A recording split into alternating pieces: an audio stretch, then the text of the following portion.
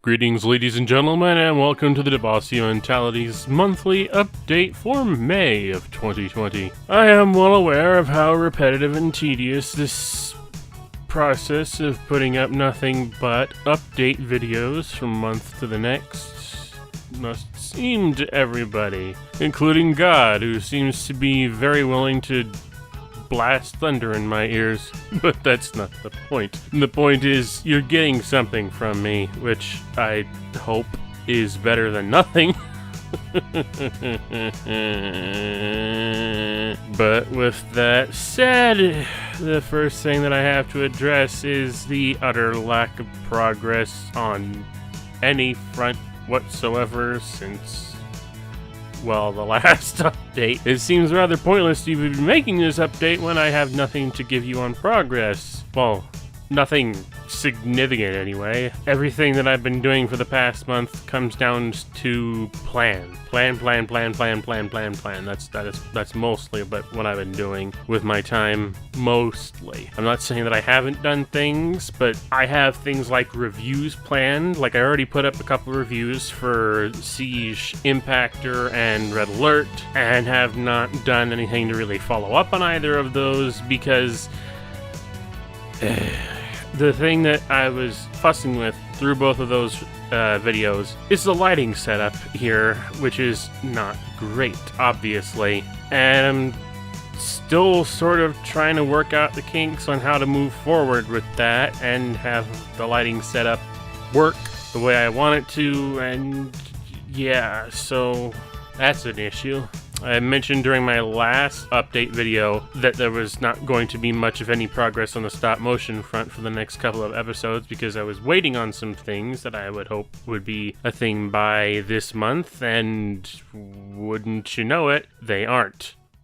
First of all, I wanted to get some of the very old model kit vehicle things, you know, like the very old Medea, Gal transport, like some Federation cruisers and whatnot, you know, just buy the very old model kits, paint them up, and use them as props for my stop motion thing. And the most important ones to me for the upcoming episodes were the Medea and the Gal. I was planning to get those from Hobby Search since they had the dirt cheapest prices for these things as possible. The Gal I managed to get ordered, but I couldn't get the Medea. And the Medea specifically was going to be a little bit more important going forward than the Gal, because it was going to be seen in more episodes in the future, whereas the Gal would be featured in much fewer. The point is, for the upcoming episodes, I needed both, and I only got one. So that's a problem. I mean, I could buy a Medea from other places, but they tend to be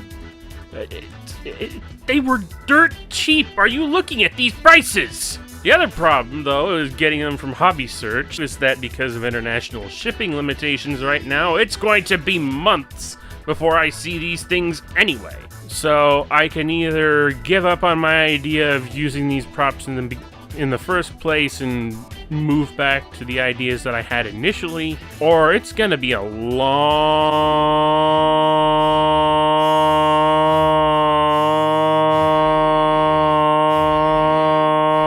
time before I get back to it at all. And I would rather go with the former than the latter, personally, and I'm sure that most of you would agree. But on top of the prop situation, another delay is coming in the form of just having other stop motion projects on my mind to work on in the future. I may have mentioned in a previous update video, or maybe not an update video, I may have just mentioned at some point in the past my ideal to return to the first episode of Embers of a Lost War, refilm it, and just make it a wholly better experience. But the thing about my desire to do so would be if I could make it wholly better on every single front. Like with my current setup, the way I do things, it's not much better than the way I did it back when I first started the series. And that's kind of the thing that's lingering with me, is that I can still do that, but I want it to,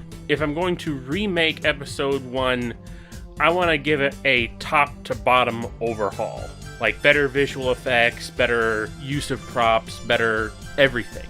It would require the possibility of doing a redone episode 1 in my mind would require a significant amount more work than usual. And I already have an outline, well, maybe a first draft following the outline of what I have planned for a redone episode 1.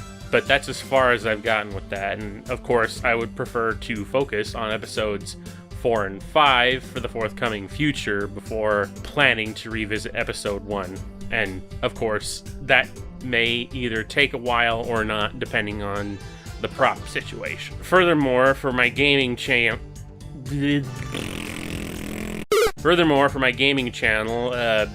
that's also really not made any progress at all, even since last time, because I had started a playthrough that I had planned to put up there once it was finished, that I have not yet finished because it proved to be significantly more difficult than I anticipated. I'm not going to tell you what game it is. I'm sure that whenever I have it completed and the videos get posted up, you'll have a pretty clear idea of the problem I'm facing. But when I say I've mostly made no progress, the reason for that is because my current focus and my focus for a large portion of this past month has been on, well, 3D modeling. And of course, assuming that I've decided to edit some stills or video of it in post to show you what I've managed to accomplish in that time, you can see that, yeah, it is very time consuming to even get this much accomplished. And I don't believe that what I've done is entirely perfect, but I'm trying my best, so that's been a holdup. But you know what I wanted to do, and of course, is that this was supposed to be the basis for designing a character for the stop motion series, since I don't actually want to use action figures to represent the individual pilots. You know, I know Joshua Gandamu is very dedicated to his craft and doing so by using old scrap and customized G.I. Joe action figures and whatnot, but to me, the G.I. Joe figures, I've never ever had an interest in those things, and therefore have not invested even so much as a penny in owning a single G.I. Joe of any kind whatsoever. Furthermore, even if I did, I wouldn't want to, because the G.I. Joe figures, I'm sorry, but I don't like how they look. If I was going to have figures that represent the pilots inside the mobile suit, I would want figures that have an authentic replication of the style of character designs you would typically see in Gundam, that being the anime style. And the only companies that really make anime figures are Japanese ones, and those Japanese companies tend to make their figures very expensive, and being very expensive, not very open to customization. So instead, I'm trying to learn how to make 3D models in Blender and animate them so that I can, if nothing else, have little cut-ins of their faces during stop motion to give a little bit more emotional connection during certain scenes. In a similar vein to, I believe, Crimson Raptors himself brought it up, and I can't believe it wasn't me who thought of it first, Gundam Pilot's Locust. Amuro! Gundam! Ikimasu! So yeah, I'm hoping to be able to do something like that, and you would probably ask me why I don't just draw characters for that, and I would say I am too lazy to learn how to draw versus learning how to 3D model. Yeah, it's a dumb thing. But I'm sure that if I learn this, I will have better returns on it in the long run, which is why I'm spending as much time on it as I have.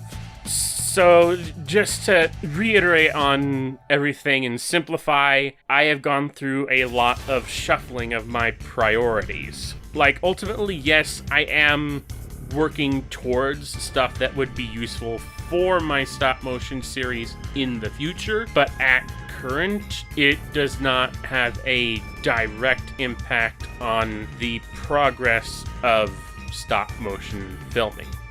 And that's the end of my notes. So I suppose that's all I really have to share with you for now for this month's update from the Devasia mentality. So with that all that's said and done, thank you for watching. Again, I have Twitter and Instagram that you can follow up on, and perhaps Discord, which is the most easy way to get into contact with me if you have it as well.